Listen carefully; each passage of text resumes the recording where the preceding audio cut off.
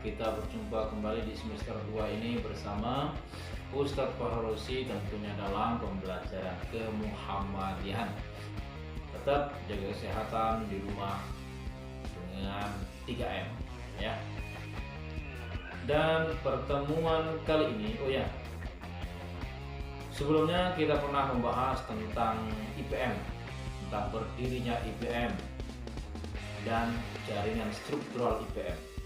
Dan pada pertemuan kali ini Ustadz akan membahas tentang strategi gerakan kritis transformatif. Apa yang disebut dengan strategi gerakan kritis transformatif? Strategi perjuangan tentunya di dalam sebuah organisasi pasti mempunyai strategi perjuangan untuk mensukseskan, untuk mencapai tujuan dari organisasi tersebut. Dan di IPM ini, di Ikatan Pelajar Muhammadiyah ini ada 6 strategi. Namun pada kali ini Ustadz akan membahas hanya 3.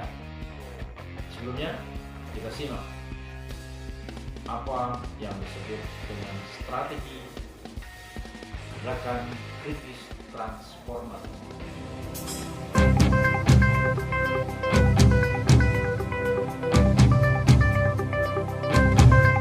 Strategi gerakan kritis transformasi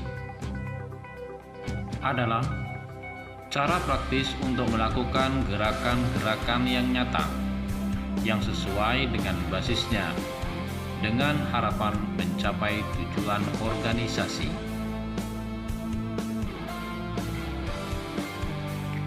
Bentuk-bentuk strategi IPM ada 6, yaitu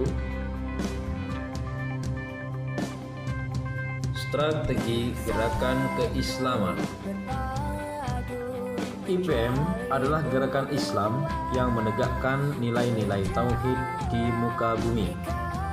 Nilai-nilai tauhid itu yang telah diperjuangkan oleh para nabi sejak Nabi Adam alaihissalam hingga Nabi Muhammad sallallahu alaihi wasallam. Dan ajaran tauhid yang berisi ajaran amar ma'ruf nahi munkar. Untuk mewujudkan IPM menjadi gerakan kritis, maka strategi keislaman ini harus dibangun dengan Islam yang dinamis. Strategi yang kedua adalah strategi gerakan kader. IPM adalah gerakan kader, maka kaderisasi merupakan tugas utama IPM dan juga sebagai media internalisasi nilai-nilai gerakan. Tanpa adanya kaderisasi, maka menjadi faktor utama lemahnya gerakan ini. Dengan adanya kaderisasi yang disiplin, sistematik, dan berorientasi futuristik diharapkan mampu menjawab tantangan zaman yang semakin kompleks.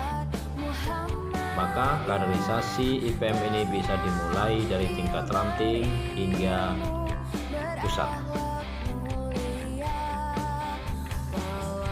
Strategi yang ketiga adalah gerakan intelektual, di mana karakter intelektual ini bagi IPM adalah ciri berpikir dan bertindak secara ilmu, iman, amal, iman, ilmu, amal, amal, ilmu, iman.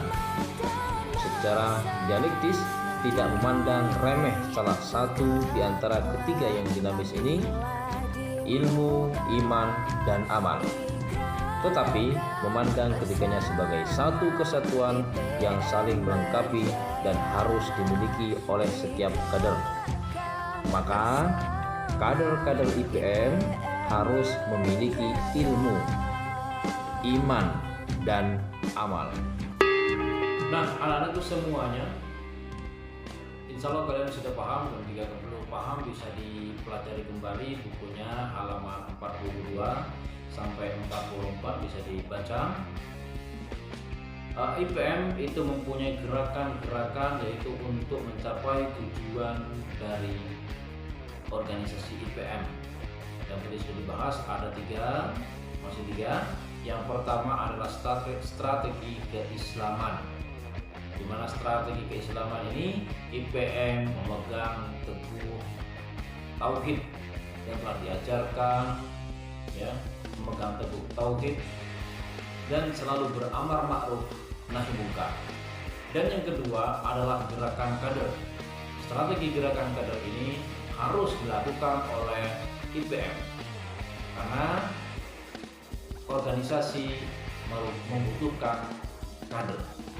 Dan yang ketiga adalah strategi gerakan intelektual, di mana kader IPM harus mempunyai ilmu, iman, dan amal. Jadi IPM harus berilmu, anak IPM harus beriman, dan yang ketiga anak IPM harus beramal. Mungkin dari saya sampai sini. Nun wal qalam wa ma yasturun. Assalamualaikum warahmatullahi wabarakatuh.